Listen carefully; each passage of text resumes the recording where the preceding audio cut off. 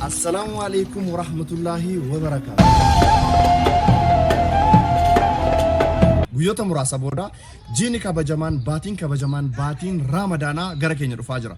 Hordoftoota amantaa Islaamaa biratti jiini kun ji'a kabajamaa, ji'a jaallatamaadha. Namuu kan itti soomee, sagadee, zakaa kennatee Rabbiin kadhatudha. Ji'a kana keessatti immoo namni waan danda'uun nama humna hin qabne bira yeroo itti dhaabatudha.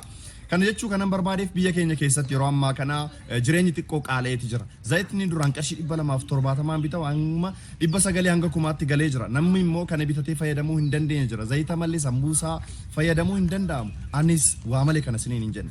Anii fi gareen koo karoora qabannee jirra. Baatiin Ramadaanaa kun osoo hin seenin dura namoota 100 waan isaan sooma kana ittiin qaban qopheessuuf walitti qabuuf karoora qabannee jirra. Kanaafuu isin namoonni viidiyoo kana ilaaltan tamiriis haa ta'u midhaan shorbaas haa ta'u yoo barbaadan immoo huccuus haa ta'u maallaqas yoo dandeessan deeggartanii namoota 100 sooma kana akka waliin qabsiisnu isin yaadachiisuun dhufe. Kanaafuu waan dandeessaniin yoo barbaadan tamirii, yoo barbaadan zayitii, yoo barbaadan midhaan shorbaas haa ta'u maallaqaanis deeggarree namoota 100 harka qalleeyyii hojjetanii nyaachuu hin dandeenye sooma kana waliin haa qabsiisnu isiniin jechuun barbaada. Duraanis namoota akkasii kana deeggaraa turre galatoomaa.